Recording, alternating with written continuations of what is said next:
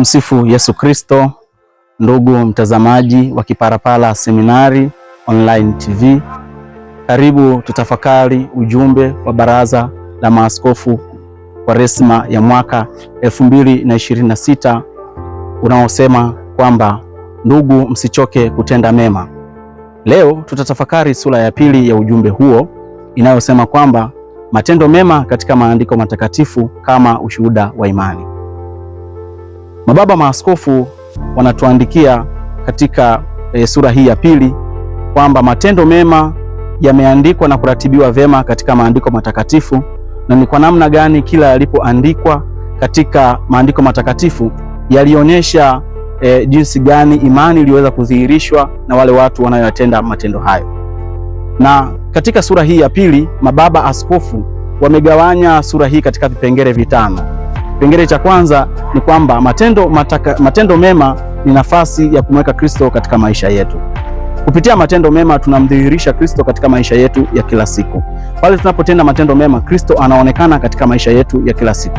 Katika Agano la Kale na Agano Jipya, matendo mema kila yalipotendeka yalimdhihirisha Mungu katika maisha ya watu. Kupitia Agano la Kale, kitabu kile cha Mwanzo, Mungu anamuumba mwanadamu kwa sura na mfano wake. Hii inaonyesha nia wazi ya Mwenyezi Mungu kutaka mwanadamu wafanane naye katika kutenda, yaani atende matendo mema kama Mungu alivyo mwema. Katika Agano Jipya tunamuona Mtume Paulo akituandikia katika waraka wake kwa Wagalatia sura ya 6 aya ya 9 hadi ya 10, akitusii kwamba tusichoke kutenda mema, maana tutalipwa katika wakati tusipochoka. Katika kipengele cha pili mababa maaskofu wanatuandikia pia kwamba matendo mema ni kushika amri na maagizo ya Kristo. Katika amri za Mwenyezi Mungu, amri kuu ni amri ya upendo. Katika maisha yetu ya kila siku hatuwezi kutenda matendo mema tusipokuwa na upendo. Kwa hiyo, ili tuweze kutenda matendo mema ni lazima tuwe na upendo kwa wale tunaowatendea matendo hayo mema. Kwa hiyo kama tunatenda matendo mema, tunadhihirisha kwamba tunafuata ile amri ya Kristo ya kuwapenda wengine. Na Bwana wetu Yesu Kristo anatuambia hatuwezi kufikia uzima wa milele tusipomkiri Kristo kama Bwana na Mwokozi wa maisha yetu. Katika kipengele cha tatu, mababa maaskofu wanatuandikia kwamba kila mtu atahukumiwa kwa matendo yake. Matendo mema au mabaya mtu anayoyatenda ndicho kipimo kinachomstahili yeye kuadhibiwa au kupokea hukumu kwa yale anayoyatenda.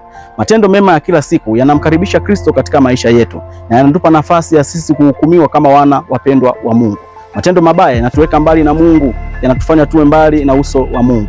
Sasa ni nafasi yetu kuchagua, tutende mema tuone uzima wa milele au tutende mabaya tuweze kuingia katika hukumu.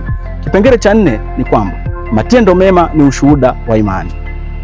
Katika waraka wa Mtume Yakobo kwa watu wote sura ya 2 aya 17 unasema, yafaa nini imani bila matendo imekufa. Matendo yetu ya kila siku ndiyo yanayodhihirisha imani yetu. Matendo yetu mema yanafanya imani yetu kuwa hai, na hivyo watu wanatambua yule tunayemwamini. Kipengele cha 5 na cha mwisho ni kwamba matendo mema na msamaha vinaenda kwa pamoja. Mababa askofu wanatuandikia wazi kwamba ni lazima tutafute msamaha kwa wale ambao tumewakosea, lakini pia tutoe msamaha kwa wale ambao wametukosea. Ni vigumu sana kutenda matendo mema kwa wale ambao hatujawasamehe bado, lakini pia ni vigumu sana kupokea matendo mema kutoka kwa wale ambao hawajatusamehe bado. Tunapokataa kusamehe, tunafunga milango ya kupokea huruma ya Mwenyezi Mungu. Na pia tunapokuwa na kiburi na kushindwa kutafuta msamaha kwa watu wengine, tunafunga milango ya kuwakaribisha watu kutendea matendo mema katika maisha yetu ya kila siku. Katika ujumbe huu wa mababa maaskofu wanatuandikia wazi kwamba yapo matendo mema ambayo yameratibiwa katika maandiko matakatifu kama ifuatavyo. La kwanza, ukarimu wa Ibrahimu, kutoka katika kitabu cha Mwanzo sura ya 18 aya ya 1 hadi ya 8. Ibrahimu anawakaribisha malaika na kuwatendea ukarimu. Sisi pia tunaalikwa kutenda ukarimu kwa sababu hatujui ni nani tunayemkaribisha katika maisha yetu ya kila siku. Mjane wa Sarepta alitoa kila alichokuwa nacho. Rejea kitabu cha kwanza cha Wafalme sura ya 17 aya ya 7 hadi ya 6. Tendo lingine jema la ukarimu katika maandiko matakatifu ni mwanamke mjane katika Injili ya Yohana sura ya 6 aya ya 5 hadi ya 13. Mama yule mjane alitoa senti moja aliyokuwa amebaki nayo. Hii inadhihirisha ni kwamba visingizio vinaweza vikawa vikubwa katika vitu tulivyo navyo, lakini tumtolee Mungu kila tulicho nacho kwa moyo wetu wote. Hata kama ni kidogo, Mwenyezi Mungu atakipokea. Tendo lingine jema ni wema wa Dorcas. katika kitabu cha Matendo ya Mitume, Dorcas ambaye alikuwa amekufa, matendo yake mema kwa kuwashonea wahitaji nguo na vitu vyema ambavyo alikuwa akiitendea jamii yake, na vilio vya watu wale viliopelekea Dorcas akaweza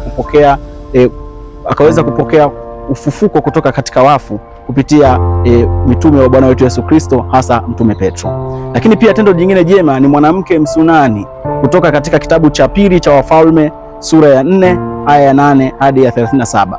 Mwanamke huyu baada ya kuona mjumbe wa Mungu Elisha akifanya utume na kupita katika njia ambayo yeye alikuwa anakaa, aliona ni vema ajenge nyumba kwa ajili ya mtume wa Mungu, na kupitia hapo Mwenyezi Mungu akashusha baraka na kuweza kumjalia mtoto ambaye katika ndoa yake alikuwa hajawahi kupata mtoto.